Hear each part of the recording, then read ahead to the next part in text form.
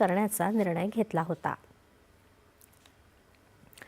भारताच्या सुधारणा एक्सप्रेसला वेग मिळण्याचं पर्व निरंतर सुरू असून गेल्या आर्थिक वर्षाच्या 6.5% तुलनेत यावर्षी जवळपास 7.5% GDP वाढीचा अंदाज हे त्याचंच द्योतक आहे, असं प्रतिपादन पंतप्रधान नरेंद्र मोदी यांनी केलं आहे. आर्थिक वर्ष 2025-26 साठीचा विकास दराचा पहिला अग्रिम अंदाज काल सांख्यिकी मंत्रालयानं प्रसिद्ध केला. त्या पार्श्वभूमीवर समाजमाध्यमांवर पंतप्रधानांनी प्रगतीच्या चढत्या आलेखाबद्दल समाधान व्यक्त केलं आहे. रालोआ सरकारच्या व्यापक गुंतवणूक प्रोत्साहन आणि मागणी केंद्रित धोरणांमुळे अर्थव्यवस्थेला बळकटी मिळत आहे.